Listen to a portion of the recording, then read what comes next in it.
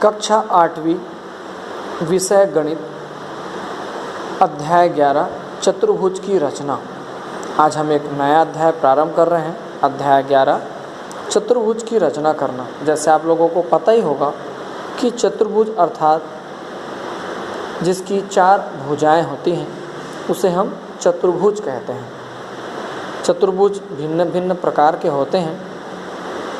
इस अध्याय में हम चतुर्भुज बनाना सीखेंगे, जिसके लिए हमको प्रकार, पेंसिल, रबड़ और डिवाइडर, स्केल का उपयोग करना है और साथ ही साथ बनाने की विधि अर्थात रचना के पद भी लिखना सीखेंगे। आइए उदाहरण से समझने का प्रयास करें कि किस प्रकार चतुर्भुज की रचना की जाती है। आज का चतुर्भुज रचना करने का पहला विषय है चतुर्भुज की रचना जब उसकी चारों भुजाएं और एक विकर्ण का मान दिया हो। चतुर्भुज की चारों भुजाएं और एक विकर्ण का मान दिया हो तो आइए किस तरीके से हम एक चतुर्भुज का निर्माण करते हैं सीखें। हमें दिया है एक चतुर्भुज ABCD की रचना कीजिए, जिसमें AB बराबर 5 सेंटीमीटर, BC बराबर 4 सेंटीमीटर, CD बराबर जो है वो 4.5 सेंटीमीटर, AD बराबर 3.5 सेंटीमीटर और AC बराबर 6 सेंटीमीटर। आप सबसे पहले एक रफ में एक बनाकर देख सकते हैं। जैसे यहाँ पर लिखा हुआ है कच्चा चित्र ABCD चतुर्भुज। इस ABCD चतुर्भुज में देख सकते हैं AB बराबर 5 है, BC बराबर 4 सेंटीमीटर, CD बराबर है 4.5 सेंटीमीटर और उसके बाद D और A का मान AD का मान 3.5 सेंटीमीटर और AC अर्थात यहाँ पर विकर्ण हो गया, विकर्ण का मान हो गया 6 सेंटीमीटर। अर्थात आपको चतुर्भुज की चारों भुजाओं का माप और एक विकर्ण का माप दिया है। तो आइए देखें इस प्रकार के चतुर्भुज को हम कैसे निर्माण करते हैं। आप हमेशा चित्र पेन से नहीं बनाएंगे, पेंसिल से ही बनाएंगे। सबसे पहले देखें कि कैसे बनाते हैं। उसके लिए हमें रचना का पद तैयार करना होता है। रचना का पद अर्थात जो क्रियाकलाप हम करने वाले हैं उसको शब्दों में व्यक्त करना ही रचना का पद कहलाता है। सबसे पहले AB हम एक स्केल की सहायता से बिंदु A और बिंदु B लेकर 5 सेंटीमीटर सीधा लाइन अर्थात एक रेखाखंड खींच सकते हैं 5 सेंटीमीटर का। आप ज़्यादा अच्छा हो तो यहाँ पर और इस जगह पर एक बिंदु ज़रूर मार्क करें, अन्यथा थोड़ा सा मेज़रमेंट में 1 सेंटीमीटर आधे सेंटीमीटर का फ़र्क आ जाता है। एक AB रेखाखंड खींचा कितने सेंटीमीटर का?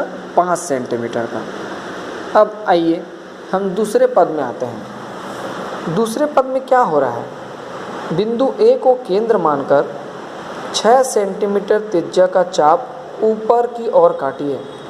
6 सेंटीमीटर काटने का अर्थात विकर्ण का मान 6 सेंटीमीटर है। आपने प्रश्न पढ़ा होगा, विकर्ण जो है वो 6 सेंटीमीटर है। तो हम यहाँ से एक चाप बिंदु A से रखकर यहाँ से एक चाप 6 सेंटीमीटर काटेंगे। यहाँ पर दिख रहा होगा सभी को। तत्पश्चात हम बिंदु B को केंद्र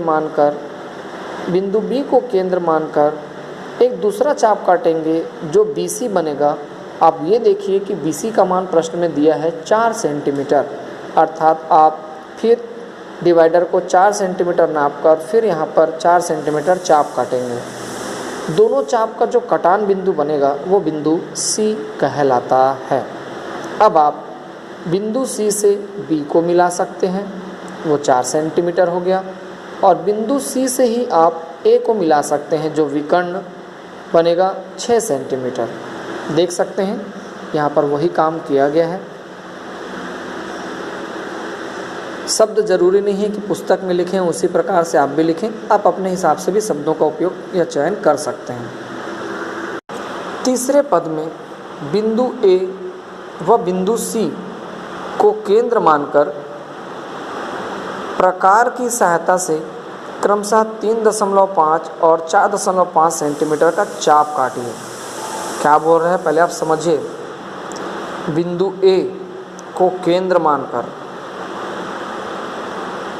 3.5, ये 3.5 का चाप है, जो आप देख सकते हैं कि यहाँ पर आप प्रकार रखकर 3.5 का चाप काटेंगे यहाँ पर, क्योंकि AD की लंबाई 3.5 है। ठीक उसी प्रकार से बिंदु C को केंद्र मानकर एक चाप फिर काटेंगे, और वो जो चाप कटेगा वो कटेगा 4.5 सेंटीमीटर, क्योंकि C और D का जो दूरी है वो 4.5 सेंटीमीटर है। कटान बिंदु जो है वो आपका अभिष्ट D बनेगा, दिख रहा होगा सभी को। अब हम कुछ नहीं करेंगे, अंतिम पद में D से C को मिला देंगे और उसी D से A को मिला देंगे। आपका अभिष्ट चतुर्भुज प्राप्त हो गया है, आप देख सकते हैं। इस प्रकार आपको क्या करना है, चतुर्भुज का निर्माण करना है। आइए एक उदाहरण देखते हैं। उदाहरण है चतुर्भुज PQRS की रचना कीजिए, जिसमें QPQ बराबर 3 सेंटीमीटर, QR बराबर 4 सेंटीमीटर, RS बराबर 3.5, PS बराबर 4.2 और QS बराबर 5 सेंटीमीटर। सबसे पहले आप एक कच्चा चित्र बनाइए। PQRS फिर जो मेज़रमेंट दिया है उसको लिखो। PQ बराबर 3 सेंटीमीटर, QR बराबर 4 सेंटीमीटर, RS बराबर 3.5, SP या PS बराबर 4.2 सेंटीमीटर, QS मतलब इस विकर्ण का मान 5 सेंटीमीटर। तो सबसे पहले हम इसको कैसे बनाएंगे रचना करने के समय। सबसे पहले PQ रेखाखंड खींचेंगे, कितने अंश का, कितने सेंटीमीटर का, 3 सेंटीमीटर का। देखिए एक रेखाखंड खींचा गया है 3 सेंटीमीटर का। अब चूंकि इधर का विकर्ण का मान दिया तो हम यहीं से प्रारंभ करते हैं। हम सबसे पहले Q से एक विकर्ण खींचते हैं यहाँ पर, और वो विकर्ण 5 सेंटीमीटर का होना चाहिए। चाप खींच लिया। अब P से S की दूरी देखो कितनी है, 4.2। एक चाप 4.2 का यहाँ खींचे। दोनों का जो कटान बिंदु आपको मिला वो S बनेगा, और उससे P को मिला दो और उससे Q को मिला दो। विकर्ण भी तैयार हो गया। अब R बिंदु प्राप्त करने के लिए आप Q से 4 सेंटीमीटर का एक चाप काटो, S से 3.5 का एक चाप काटो। दोनों का जो कटान बिंदु आपको मिलेगा वो अभिष्ट R हो जाएगा। अब आपका सिर्फ काम क्या है, R से Q को जोड़ दीजिए और उसी R से S को जोड़ दीजिए। आपका अभिष्ट चतुर्भुज जो है प्राप्त हो जाएगा। ठीक है बच्चों, तो इस प्रकार चतुर्भुज का निर्माण आप कीजिए, और देख सकते हैं जो हमने किया उसे रचना के पद के रूप में वहाँ पर अलग से लिखा गया है। PQ 3 सेंटीमीटर रेखाखंड खींचे, Q को केंद्र मानकर 5 सेंटीमीटर त्रिज्या का एक चाप काटे। अब बिंदु P को केंद्र मानकर 4.2 सेंटीमीटर त्रिज्या का चाप चरण 2 में बनाए गए चाप के काटिए। जहाँ पे चाप काटते वहाँ बिंदु S मिल जाएगा आपको। S से P और Q को मिला दो।